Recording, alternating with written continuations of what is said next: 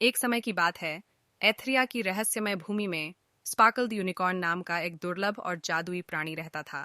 चमकदार चांदी की अय्याल और हजारों सितारों की तरह चमकने वाले सींग के साथ स्पार्कल पूरे राज्य में सबसे आकर्षक गेंडा था। एक उजली सुबह स्पार्कल पौराणिक क्रिस्टल फॉल्स की खोज के लिए एक भव्य साहसिक यात्रा पर निकल पड़ा, जिसके बारे में अफवाह है कि यह जगह शुद्ध हृदय वालों की इच्छा पूरी करती है। रास्ते में स्पार्कल का सामना ट्विंकल नाम की एक चंचल परी और जैक नाम के एक बहादुर युवा लड़के से हुआ।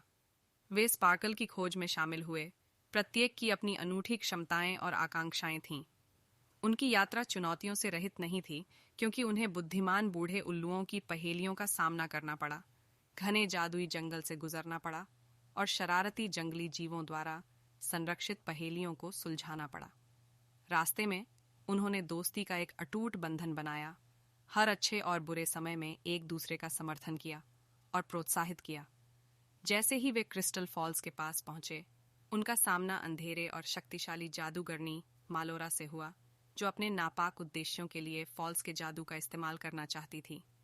लेकिन अपनी दोस्ती की ताकत और स्पार्कल के हॉर्न के जादू से वे उसकी बुरी योजनाओं को विफल करने और क्रिस्टल फॉल्स को गलत हाथों में पड़ने से बचाने में सक्षम थे। अंत में क्रिस्टल झरने के झिलमिलाते पानी के सामने खड़े होकर उनमें से प्रत्येक ने हार्दिक इच्छा व्यक्त की। ट्विंकल ने राज्य में सद्भाव की कामना की, जैक ने जीवन की चुनौतियों का सामना करने के साहस की कामना की और स्पार्कल ने शाश्वत मित्रता और प्रेम और दयालुता से भरी दुनिया की कामना की।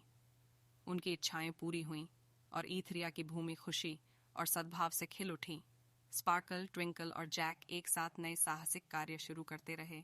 वे जहां भी गए खुशी और आश्चर्य फैलाते रहे। और इस तरह the adventures on sparkle the unicorn की कहानी एक किंवदंती बन गई, जिसने आने वाली पीढ़ियों को दोस्ती के जादू और सपनों की शक्ति पर विश्वास करने के लिए प्रेरित किया।